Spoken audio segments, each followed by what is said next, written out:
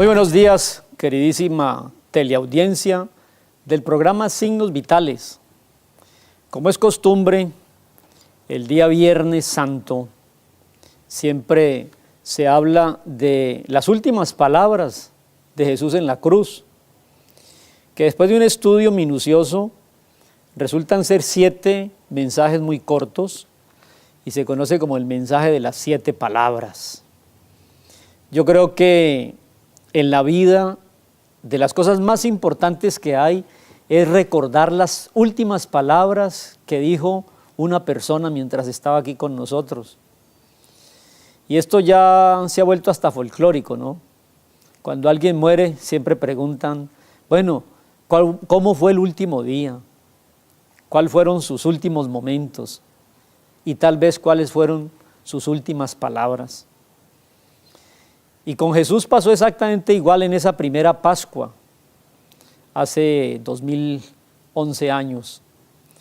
Y quedó plasmado en la Biblia un texto maravilloso que yo le invito, lo he insistido mucho y no quiero hoy ser la excepción, insistirle a la querida teleaudiencia del programa Signos Vitales que consigan un ejemplar de la Biblia. Es un buen momento en esta Semana Mayor leer la Biblia, y le insisto y le recomiendo, aquí está el mensaje de Dios para la humanidad. Hoy nos ocuparemos de las últimas palabras de Jesús en la cruz, pero esas palabras fueron el cumplimiento de todo lo que se dice en la ley, los 5 primeros libros de Moisés, en los salmos y en los profetas, que tuvo su cumplimiento en Jesús. Jesús es el gran tema de la Biblia, no hay otro, no hay otro. El tema de la Biblia es la salvación de los hombres. El tema de la Biblia es el perdón de la humanidad de parte de un Dios amoroso. Entonces nos ocuparemos hoy de este sermón de las 7 palabras, extraídos de la Biblia, el ejemplar autoritativo, confiable, apostólico, inerrante. Aquí lo que está escrito, escrito está, como dijo Pilatos. Ni una jota y ni una tilde de este texto se va a dejar de cumplir. Así que entonces hagamos un análisis de los textos que pronunció Jesús desde la cruz. Primera palabra, el primer discurso lo encontramos en el Evangelio según San Lucas, capítulo 23, versículo 34. Lo llevaban a crucificar y junto a él pues unos ladrones. Y entonces llevaban también con él a otros 2 que eran malhechores para ser muertos, dice el capítulo 23, verso 32. Y cuando llegaron al lugar llamado La Calavera, le crucificaron allí, y a un lado, a su derecha, un malhechor, y a otro lado, a su izquierda, el otro malhechor. En Cali contamos con ese cerro tutelar de las 3 cruces, que desde cualquier lugar de la ciudad domina como la panorámica, y allá lo encontramos, ese cerro tutelar, donde está la imagen de esas 3 cruces. En el centro, Jesús, y a su izquierda y a su derecha, como dice el versículo 33, están los ladrones. Verso 34, Jesús decía, Padre, perdónalos porque no saben lo que hacen. Y repartieron entre sí sus vestidos echando suertes. La primera palabra entonces, Padre, perdónalos. Yo quiero corroborarle a usted, querido televidente, que el mensaje de Jesús es el perdón. Y la primera palabra que Él hace en la cruz es darles el perdón a todos los que están allí. Perdón es una palabra de 2 sílabas, per, que significa regalo o máximo. Per significa máximo y don, que significa regalo. Querido televidente, Jesús vino a traer el máximo regalo, el perdón. Yo no sé si usted en esta Semana Santa, tiempo de reflexión, tiempo de espiritualidad, saca un espacio de su vida para entender que Dios en la cruz no está condenando. Él está siendo condenado por culpa nuestra, pero Él está entregando con su sacrificio el perdón, el máximo regalo, el máximo don, conocido como la gracia salvadora. Primera palabra de Cristo en la cruz, perdón.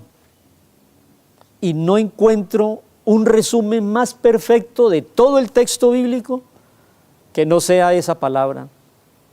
Si usted me preguntara, pastor, resuma en una sola palabra la Biblia, yo le diría, es el mensaje del perdón de Dios a los hombres que andan confundidos, desesperados, desamparados o buscando reemplazar ese vacío con una cantidad de cosas que la sociedad le ofrece. Venga, querido televidente, en esta Semana Santa, a la cruz de Cristo y déjese invadir por su gracia y su perdón. Dios le entrega a Jesús para sacrificio, para que todo aquel que crea en su sacrificio y en su derramamiento de sangre y en su muerte, sus pecados sean totalmente perdonados. Linda palabra. Padre, perdónalos porque no saben lo que hacen. Vamos a la segunda palabra.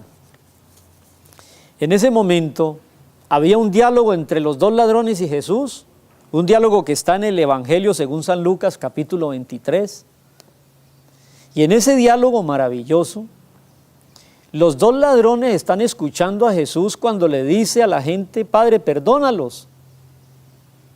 Pero ¿cómo reacciona el de la izquierda y cómo reacciona el de la derecha? Entonces el uno lo injuriaba y le decía, si tú eres el Cristo, bájate de la cruz y sálvanos. Entonces en el texto bíblico, Jesús no le responde, sino el otro ladrón le contesta, hola, ¿por qué estando tú en la misma condenación no respetas?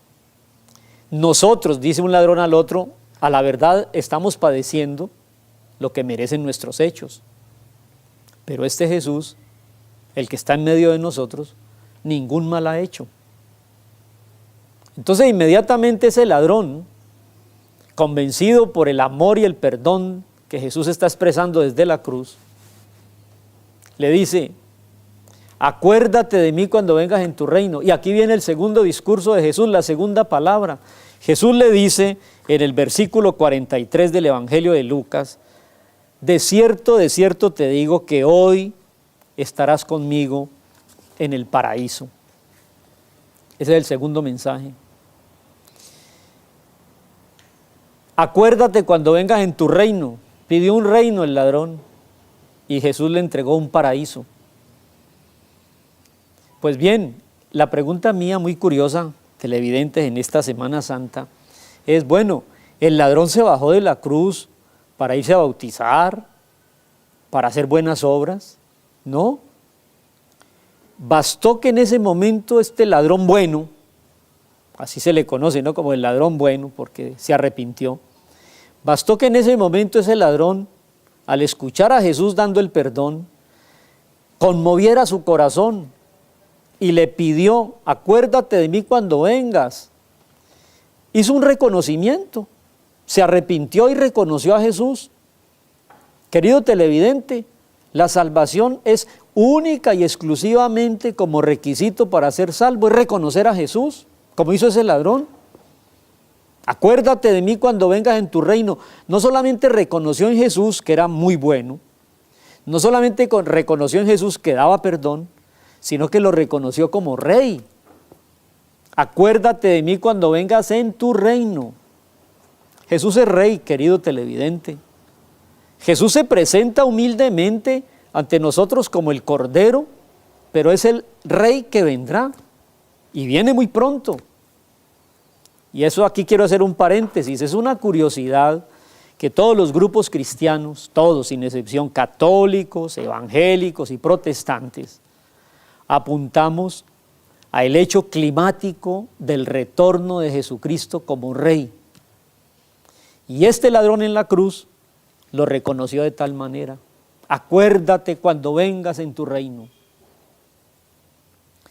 Jesús vuelve, querido televidente, pero ya no vendrá sobre un asno como un mensajero de paz en la entrada triunfal, sino que vendrá en un caballo en las nubes del cielo como el Rey de Reyes y el Señor de Señores. Yo le pido que en esta Semana Santa usted haga lo del ladrón bueno, reconozca a Jesús, reconózcalo como el Rey venidero y pídale que se acuerde de usted: acuérdate de mí. Y la respuesta extraordinaria: hoy estarás conmigo en el paraíso. No aplace más su decisión, querido televidente. Hoy.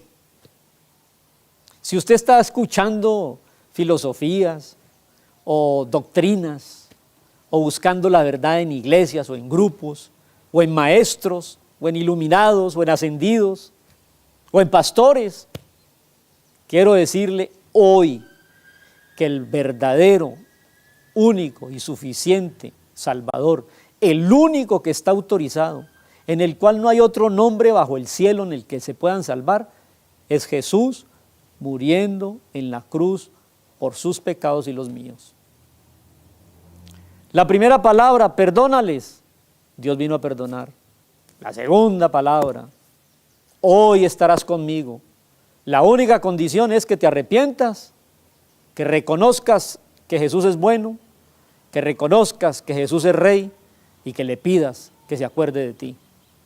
Lindo mensaje en la segunda palabra: salvación. Ahora quiero hacer una advertencia porque conozco la malicia de la humanidad. Mucha gente dice: no, yo voy a vivir como quiera, y en el último instante, así como el ladrón, me arrepiento y me salvan. Pues yo le quiero bajar de esa nube y de esa falsa ilusión. La muerte nos va a sorprender en cualquier momento si Jesús no regresa, pero es una falsa ilusión, es una mentira sutil que usted pueda arrepentirse antes de morir. Hágalo hoy. Hoy puede estar usted en el paraíso. ¿Para qué sigue viviendo de espaldas a Jesús, a su texto, a su mensaje, a su perdón y a la salvación, cuando desde hoy puede experimentar el gozo del paraíso, la eternidad, el cielo, la vida eterna? Es algo que se puede experimentar desde este momento. No aplace más su decisión. Tercera palabra, la vamos a tomar del Evangelio, Juan capítulo 19. Estando en la cruz, vio a la multitud y entre la multitud encontró a María y vio a uno de sus discípulos, Juan. Pocos discípulos estaban en la crucifixión porque habían salido corriendo y temerosos. Entonces, en el capítulo 19 de San Juan, vio pues entonces Jesús a su madre y al discípulo a quien él amaba, que estaba presente, y le dijo a su madre: mujer, he ahí tu hijo. Después dijo al discípulo: Juan, he ahí tu madre. Y desde aquella misma hora el discípulo recibió a María en su casa. Bueno, recopilando, la primera palabra es perdón, la segunda es salvación, cuando se dirige al ladrón, y la tercera palabra es de responsabilidad. Jesús, el Dios hecho hombre, en el momento de morir, de partir, entendía una responsabilidad familiar con respecto a su mamá. Muchos me han preguntado: pastor, ¿y dónde estaba José en ese momento? Todo parece indicar que María era viuda, ya José había muerto, entonces quedaba María y él tenía que delegarla en alguien. Él era un hombre responsable. Entonces encontró a su discípulo Juan ahí al lado, y qué mejor que decirle a Juan que se encargara, que cuidara de ella. Discípulo, he ahí a tu madre. Y madre, he ahí una persona que te va a apoyar. ¿Cuál es el mensaje de esa tercera palabra, tan necesario en nuestra sociedad hoy? Yo quisiera decirle, con todo respeto, a toda la teleaudiencia que está en sintonía en este Viernes Santo, que por favor, papá, sea responsable de su familia. Mamá, sea responsable de su familia. Le preguntan mucho a los pastores y a los líderes espirituales, ¿por qué está tan descompuesta la sociedad? ¿Por qué esta pérdida de valores? ¿Hacia dónde va todo esto? Y yo tengo que decir algo que suena de perogrullo y a veces produce desdén, una frase que la hemos escuchado desde la cuna, pero que sigue siendo cierta. Y no puede haber una mejor definición que esta frase. La base de la sociedad es la familia. Dicho de otra manera, destruya usted la familia y destruirá la sociedad. Es más, ¿por qué en este momento encontramos tanta soledad, tanta droga, tanta violencia, tanto desenfreno sexual? Y yo le aseguro, invito a los sociólogos, a los estudiosos del comportamiento humano, a los psicólogos, a los psiquiatras, investiguemos cuál es la causa detrás de toda esta descomposición y le aseguro que no hay otra causa mayor que la desintegración familiar. Allá está. Entonces, resumiendo estas tres palabras, yo creo que habría un discurso hermosísimo. En primer lugar, Dios vino a perdonar. En segundo lugar, usted debe arrepentirse y confiar en Jesús. Hoy estarás conmigo en el paraíso. Y en tercer lugar, no tenemos sino una responsabilidad. Aquí no vinimos a asombrar al mundo, querido televidente. A mí no me han llamado a cambiar el mundo. A mí me han llamado a responder por una familia. A mí no me han llamado a ser el más famoso, ni a aparecer en las revistas, porque todo el mundo quiere hoy en día ser importante, pero nadie quiere ser útil. Eso decía la Madre Teresa. Todos no pueden ser gerentes, todos no pueden ser famosos, pero todos sí tenemos que ser responsables con un llamado sencillo. Si eres casado, como papá, responde, como esposo. Levanta esa familia que Dios te ha dado como responsabilidad.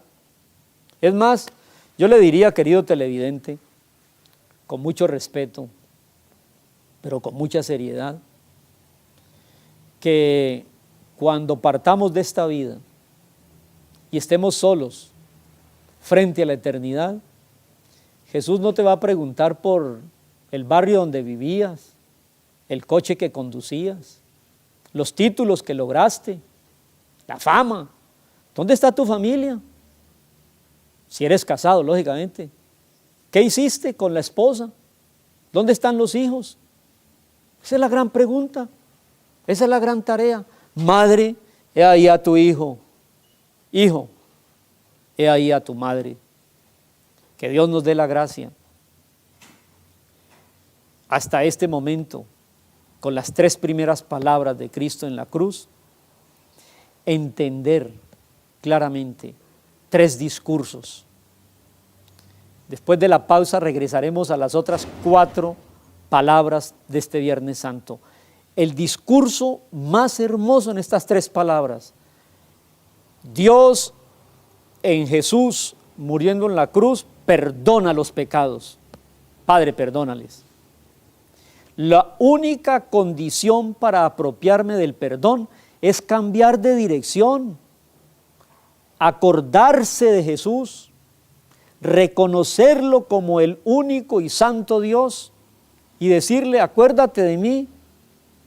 Y a partir de ese momento, que se llama profesión de fe, conversión, oración de recibir a Cristo, a partir del momento en que yo confío en Jesús como mi Señor y mi Dios, desde ese momento, hoy puedo estar en el paraíso, experimentar la paz de Dios.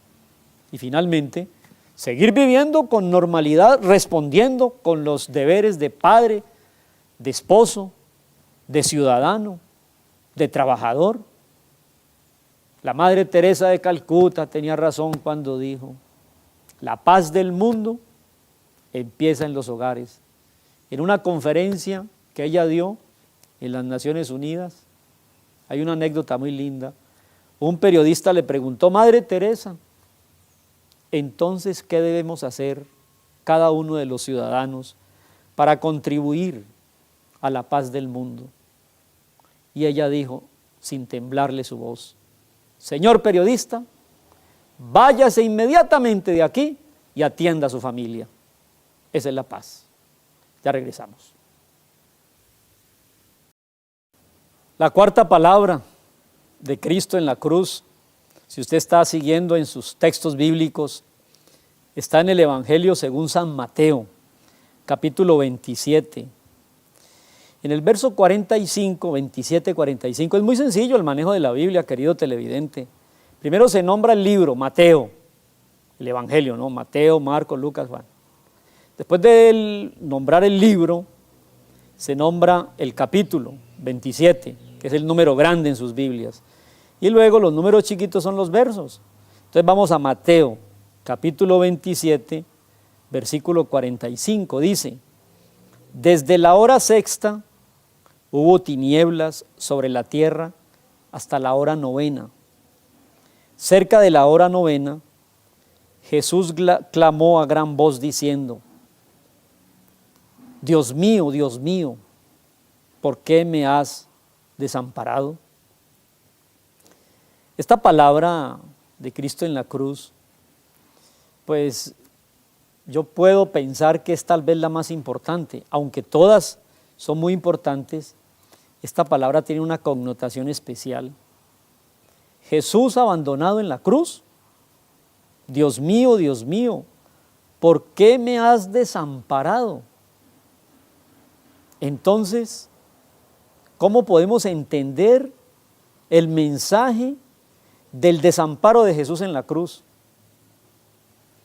Pues querido televidente, hay que entender la teología, hay que entender la simbología para poder extraer el mensaje del momento en que Jesús exclama a gran voz a su Padre que se siente desesperado.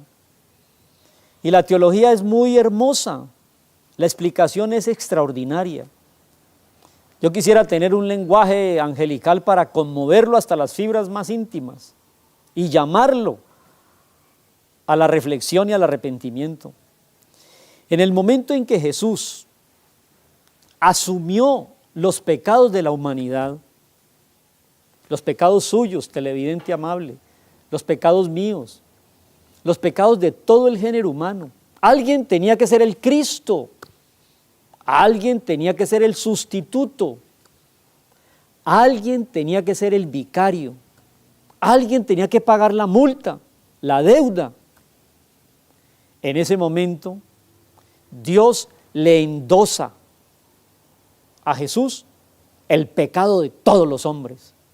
Escúcheme, en ese momento Jesús era convertido en pecador, habiendo vivido como un santo, porque el santo tomó el pecado de los transgresores. En ese momento en la cruz, el eterno, porque Jesús es eterno, tomaba el puesto de los temporales humanos.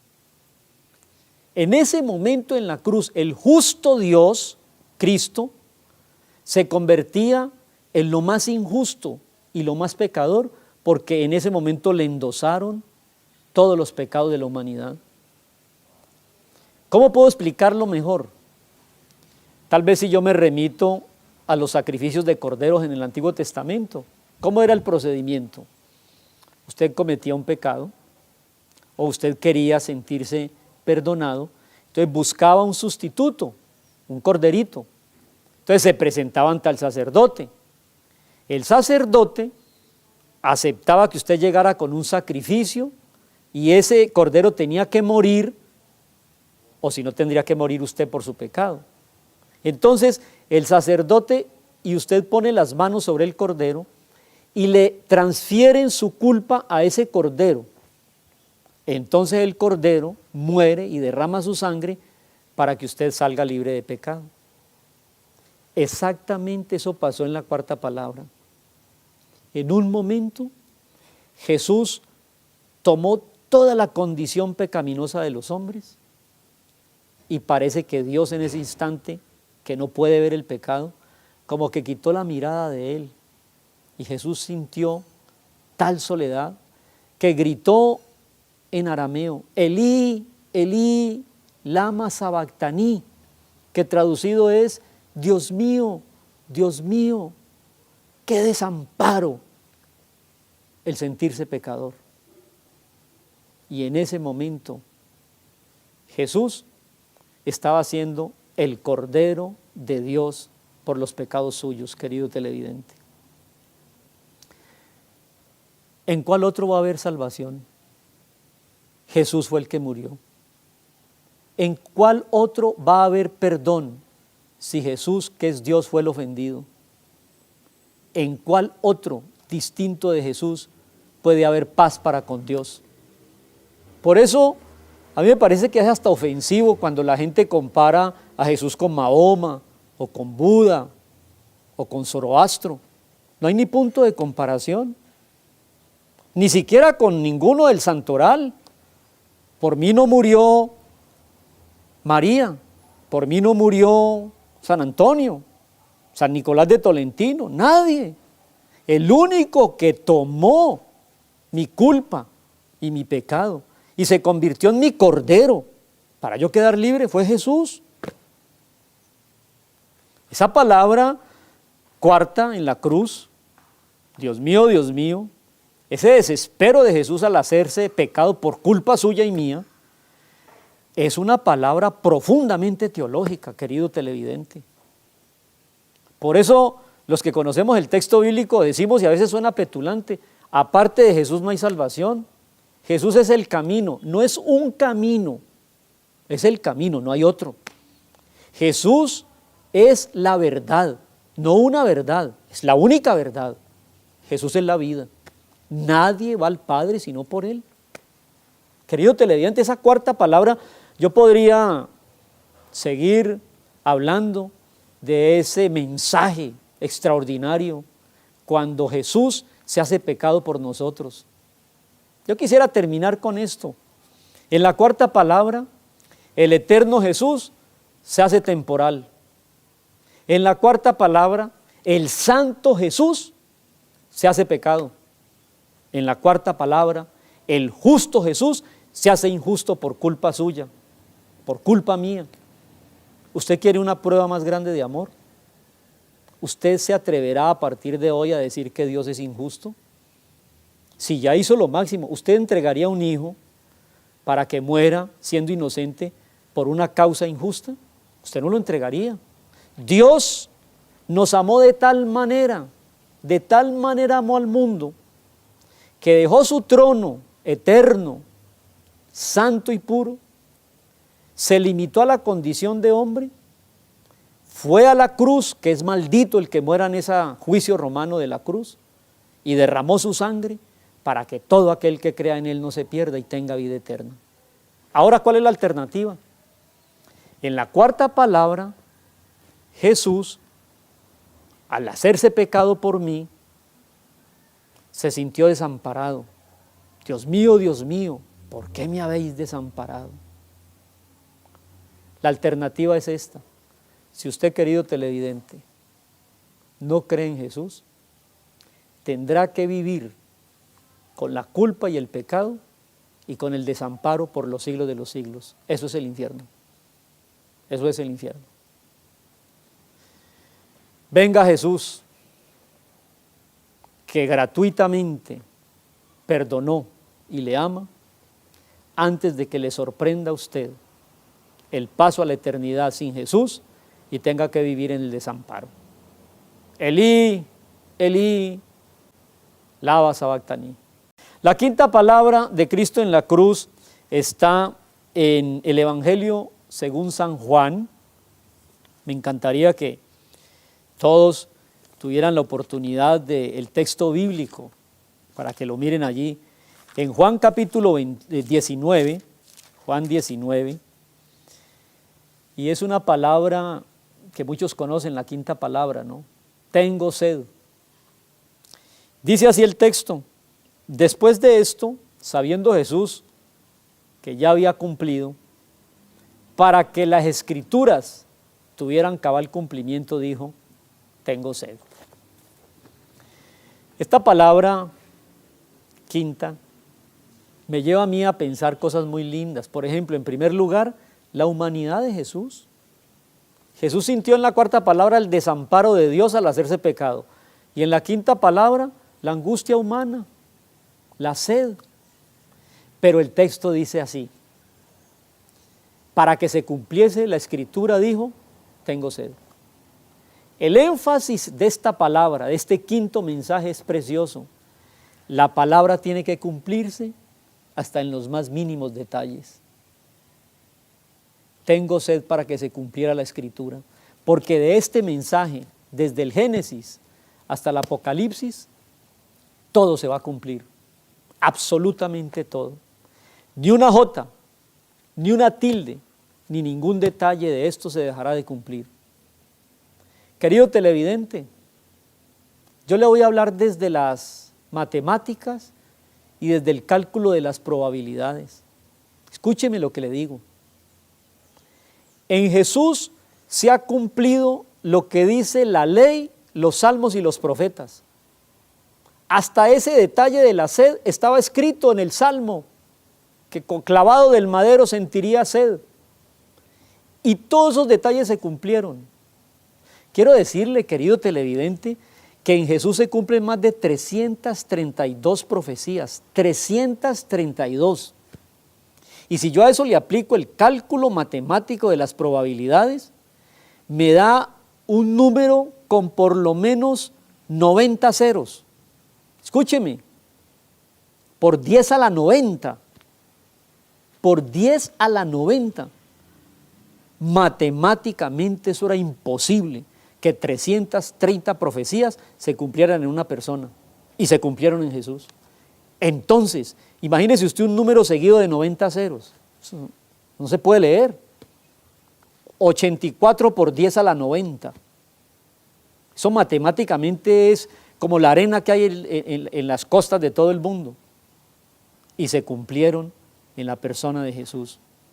Tengo sed, para que se cumpliera la Escritura. Toda la Escritura es inspirada por Dios. Toda la Escritura se cumple. Lea este texto para que sea sabio. Crea en Jesús de este texto para que sea salvo. Y practique las recomendaciones de este texto para que sea santo. Cuarta palabra y quinta palabra. No me desampares, oh Dios, y tengo sed. Que el Señor le bendiga. Regresamos para la sexta y la séptima palabra. La sexta palabra de Cristo en la cruz se encuentra en el Evangelio según San Juan, capítulo 19, verso 30. Cuando Jesús hubo tomado el vinagre, dijo: consumado es. Consumado es. Bueno, esta palabra, este mensaje, en su sexta entrega, está indicando que Él terminó su tarea, que Él terminó la voluntad de Dios, que Él cumplió el propósito para el cual vino. Queridos televidentes, esto que es la Pascua judía y que nosotros la celebramos como la Pascua cristiana, que es, palabras más, palabras menos, Jesús nuestro Cordero Pascual. Él fue el Cordero sacrificado a favor nuestro. Cuando pronuncia desde la cruz esta sexta palabra, consumado es, Él está usando en términos del griego en que fue escrito el Nuevo Testamento, una palabra prestada de la parte de la administración y las finanzas. La palabra consumado en griego es tetelestai, Nunca la olvide. Tetelestai. Esa palabra tetelestai es exactamente equivalente a lo que hace una persona cuando usted presenta el recibo, la factura y paga. Entonces, en el momento de usted pagar, la persona coge un sello diagonal y pone cancelado. En griego es tetelestai, consumado, ya pagué. Querido televidente, la deuda que usted y yo teníamos por el pecado que estaba en contra de nosotros frente a Dios, Jesús le puso el sello de cancelado. Tetelestai. Todo está pagado. Por eso, cuando uno conoce el Evangelio de Jesús, ¿ya para qué las obras? Usted no tiene que hacer sacrificios para ganarse la salvación. Ya eso fue cancelado. La deuda fue pagada. Ven a Jesús. Acepta la deuda cancelada que Él hizo a tu favor. Apropiate de ese regalo. Apropiate de esa salvación. Apropiémonos de ese perdón. Tetelestai. Todo ha sido pagado. Pongamos un ejemplo un poquito más nuestro, más de nuestra cultura latina. Si usted tiene una deuda bancaria muy alta, sus ingresos no le alcanzan, y de pronto aparece alguien, un mecenas, un familiar, alguien que le dice a uno, tenga este dinero y vaya y cancele y queda usted sin deudas. ¿Usted aceptaría? Inmediatamente. Bueno, eso es lo que pasó. En la cruz tenía que morir alguien que fuera inocente, perfecto y santo. Y el único es Jesús. Y Él se presentó ante Dios y dijo, vengo a pagar la deuda de toda la humanidad. Entonces Dios le dijo, se ha establecido por la ley que la deuda de esos pecados hay que pagarlos con la vida y derramando su sangre. Entonces Jesús dijo, asumo esa responsabilidad. Se subió a la cruz, fue clavado en el madero, derramó su sangre y antes de morir dijo, tetelestai, cancelé, pagué.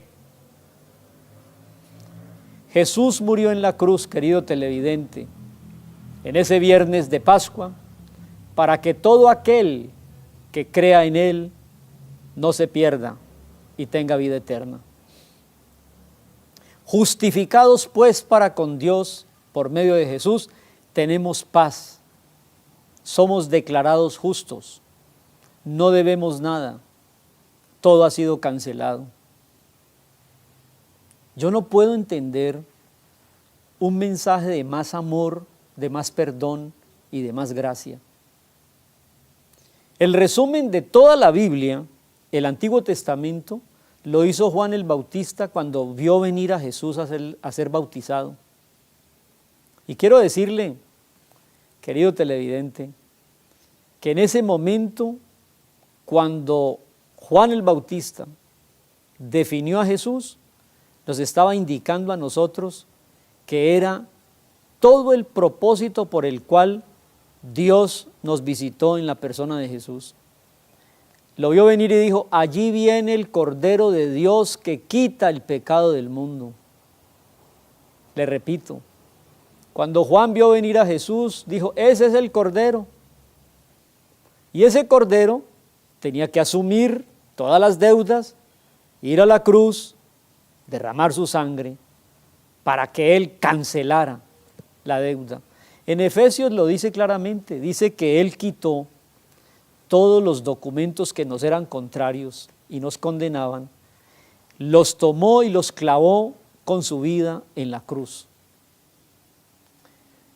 Televidentes amables, la primera palabra hablaba del perdón, la sexta palabra habla de la tarea hecha perfecta por Jesús en la cruz a favor nuestro. Hasta aquí podría yo hacer un resumen. A la izquierda, el ladrón en la cruz que no creyó y murió en sus pecados. A la derecha, el ladrón en la cruz que sí creyó y ese día murió al pecado. Y en el centro, el gran Salvador, Jesús, que murió por los pecados. Es el momento de que nosotros, al ver que alguien murió por la deuda, hizo una obra completa, consumado es, estemos del lado de aquel ladrón que a partir de hoy muere al pecado y recibe la gracia y el perdón de Dios. Y la última palabra, la séptima palabra de Cristo en la cruz es: Padre, en tus manos encomiendo mi espíritu. Y habiendo dicho esto, expiró. Allí termina la vida y obra de Jesús en esa frase: en tus manos encomiendo mi espíritu. Bueno, yo no le puedo dar una recomendación mejor, y lo hago con todo el cariño y el amor como pastor, al pueblo de Cali o a todos los que escuchan este programa, que entreguen su vida en las manos del Padre, como hizo Jesús en la cruz. En tus manos encomiendo mi espíritu. Alguien me dijo muy acertadamente que un lienzo en mis manos no deja de ser un simple lienzo sin valor, pero ese mismo lienzo en las manos de Pablo Picasso puede llegar a ser un cuadro de miles de millones de dólares. Lo que importa es en qué manos está ese lienzo. Una raqueta en mis manos será un matamoscas, pero una raqueta en las manos de Nadal o de Pip Sampras o de Federer puede llegar a ser un instrumento de miles de millones de dólares. Lo que interesa es en qué manos está la raqueta. 5 panes y 2 peces en mis manos, pues serán un sándwich o una lonchera, no es más. Pero 5 panes y 2 peces en las manos de Jesús es la comida para 5,000 varones, sin contar las mujeres y los niños. Lo que interesa es en qué manos están los panes y los peces. ¿En qué manos está el lienzo? ¿En qué manos está la raqueta? ¿O en qué manos están los peces y los panes? Una onda en mis manos no es más que un juego de niños, una cauchera. Pero unas manos, una cauchera de esas, una onda en manos de David es el triunfo sobre el ejército de los filisteos. Lo que interesa es en qué manos está puesta esa cauchera. Jesús terminó diciendo: en tus manos encomiendo mi espíritu. Querido televidente de Cali, tu vida y la mía en mis manos no vale nada, pero en las manos de Dios es una vida eterna, es una vida perdonada. Lo que importa es en qué manos depositamos nosotros nuestra confianza. En ese mensaje final de Cristo en la cruz, nos deja como una trompeta que está resonando desde hace 2011 años, que la decisión más sabia es encomendar nuestras vidas en las manos del Padre. Y para terminar, la única forma de encomendar nuestra vida a Él es creyendo en Él. Esa es la única forma. ¿En quién hay que creer? En Jesús. ¿En quién hay que confiar? En Jesús.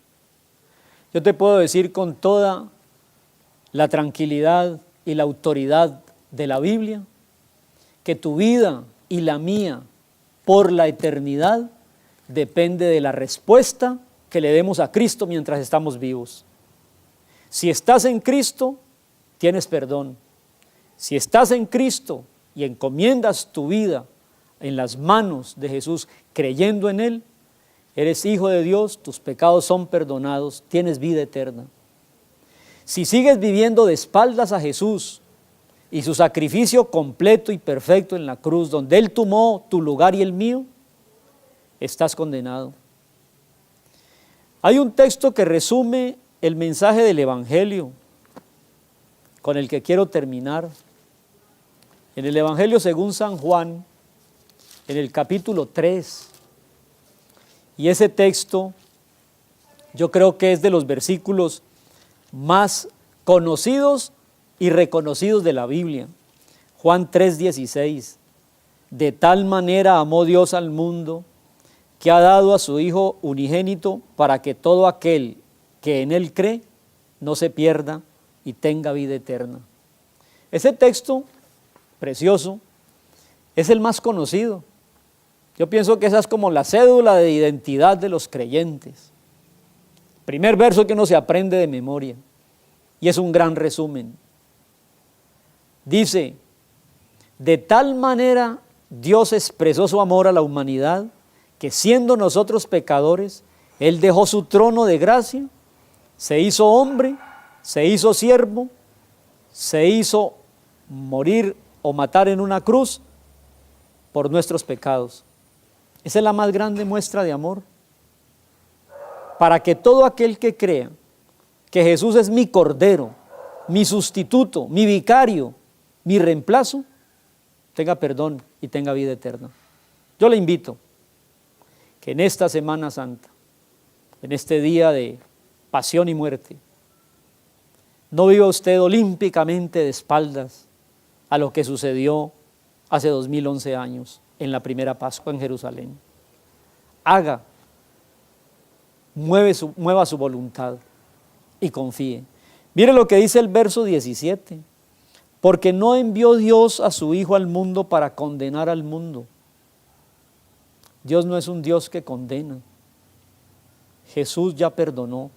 Si usted no está en Jesús, ya está condenado. Usted se condena. Dios, dice, envió a su Hijo al mundo, no para condenar al mundo, sino para que el mundo fuera salvo por Él. Y termina. El que en Él cree, no es condenado.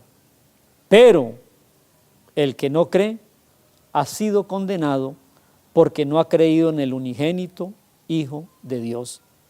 Y esta es la condenación, que rechazaron al Salvador. Ahora sí, puedo concluir diciéndole, si usted y yo hemos entregado nuestra vida a Jesús, la Pascua va a ser feliz. Y le puedo decir felices Pascuas. Pero si usted aún no ha movido su voluntad y no ha abierto su corazón al mensaje único de salvación en Jesús, usted está condenado. La Pascua fue el momento en el cual en el Antiguo Testamento pasó el ángel exterminador haciendo juicio, y donde veía la sangre del Cordero sustituto, saltaba. Pascua es salto. A esa casa se la saltaba. Un día vendrá el juicio a toda la humanidad. Y si usted ha creído en Jesús, Él verá su corazón la marca del sustituto, la sangre del Cordero, y saltará, no será condenado y tendrá vida eterna. ¿Cómo me apropio de todo eso? Muy sencillo. Dígale allí en sus propias palabras, Señor Jesucristo, ven a mi corazón.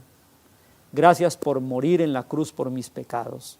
Haz de mí una persona nueva. Amén. Si usted cree en Jesús, le puedo decir que el juicio pasará de largo y usted no será afectado. Entonces, felices Pascuas. Que Dios le bendiga.